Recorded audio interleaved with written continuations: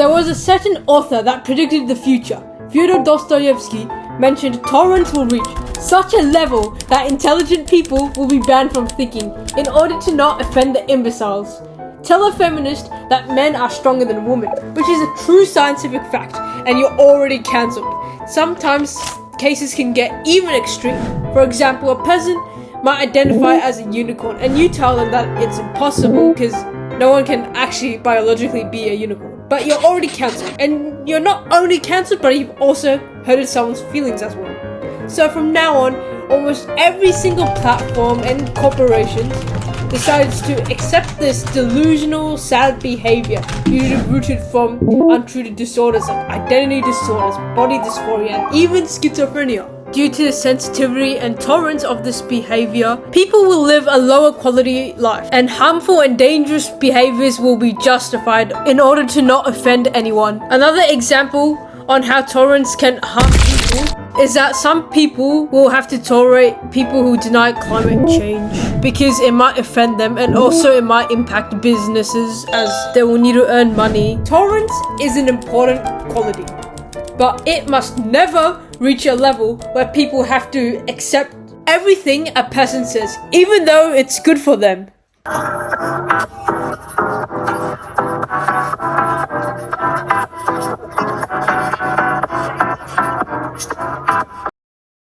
With such an extreme amount of sensitivity, truth and scientific facts will become censored and be labeled as bigoted extremist propaganda, which is going to make society dumber. An example of this could be, let's say some 5-year-old draws a scribbly picture and says that I should become the next Vincent van Gogh. Any person with a heart will probably tell that kid that he did an amazing job, he will definitely become Vincent van Gogh. But that kid will start believing in his entire life that he's the best artist ever, and that he doesn't need improvement. So one day he goes to an art school and actually fails because the only thing he could provide are stupid, meaningless scribbles which will do no contribution to society. Due to the sensitivity that people had for the kid actually never improves and never achieves his dream to become an artist, which is kind of tragic. So sadly, the kid gets into politics and attempts to overthrow the government, and then comes up with racist ideology.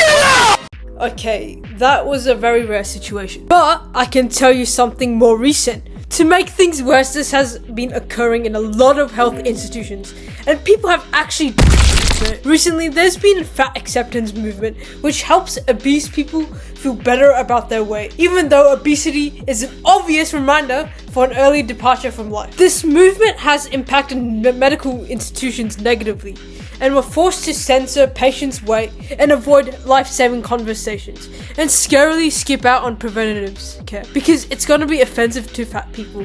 Due to scientific facts becoming censored to not appear bigoted, a lot of poor victims who were brainwashed by the fat acceptance movement were unable to live a fulfilling life and had an early departure. Extreme sensitivity can prevent life-saving information to be censored. This amount of sensitivity is also blocking humanity's freedom of speech, and I don't mean hate speech. I'm pretty sure most of you know about Instagram, the birthplace for the most darkest and the most insane jokes. But sadly, there's some people who find these jokes really offensive, and that's okay for them. They could just leave us alone while the rest of us laugh at it, because humor is subjective. It's not harming anyone realistically, because no one would actually mock a person like that in public. And also, being compared to an ugly looking character doesn't inherently mean hate. You know, there are quite a lot of disabled people that often crack the most darkest jokes, and they're used as a coping mechanism, which is acceptable since it's not harming anyone, except for a few who could probably leave the internet and probably block their ears. But the thing is that anyone who isn't on Instagram, like YouTube or Reddit, mentioned how these Instagram comments are so offensive. And at the same time, ironically, these people can go so far to the point they would wish prison sentences on people just for joking. Some might say, well, what if it wasn't a joke? Possibly you might be right. There are signs you can tell when something isn't a joke, when it isn't presented in a comedic format and it's said in a political ranting tone, and it targets a certain group in a hateful way, and it has a very bitter tone. People can go as far as wishing on those who crack jokes, And that's sad, and it's really sad and evil to wish someone just because they said stuff that they didn't actually mean. The only time when people actually need to shut up is when they actually mean hate towards a certain group. Like, you could joke about a certain group all you want, but if you're actually hating, you need to shut your mouth. Your feelings do not deserve to block our freedom of speech. With such a massive amount of sensitivity society has, a lot of people are using the victimhood to gain unfair power. The current amount of sensitivity that we have doesn't only protect real victims, but also gives everyone with benefits. Only those with the quote-unquote victimhood status. Any group with a victimhood status, such as feminists, with this, people are encouraged to look out for whatever is offensive, so that they would gain power and sympathy unfairly. With this status, people will be able to attack other groups without being questioned, because questioning them will get you cancelled. Due to this, freedom of speech is dead. So people are unable to crack jokes, or even respectfully critique questionable actions done by protected groups. Sadly, this has negatively impacted many government policies around the world, like Tuma. The DEI policy is one example of an extremely racist and sexist policy that favors women of certain races because of histories. And companies actually hire people because of their race and not because of how skilled or passionate they are, affecting the capital that the company earns. Look at Disney's horrific downfall.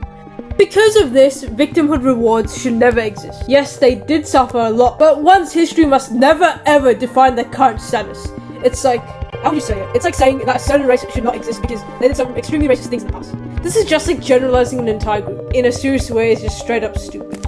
And also very fascistic in a way, saying that a certain group deserves more rights because they have been abused in the past. Sensitivity not only encourages people to believe they are victims, but also give more rights to victims to do anything without being questioned, even if it's actually really bad. With such a horrible amount of sensitivity, a lot of poor victims will develop toxic empathy towards people.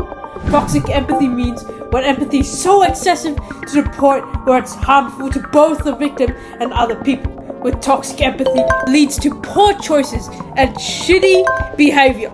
An example could be a white Black Lives Matter activist saying that all the white people should be shamed because of the bad shit they've done in history and should be gone forever.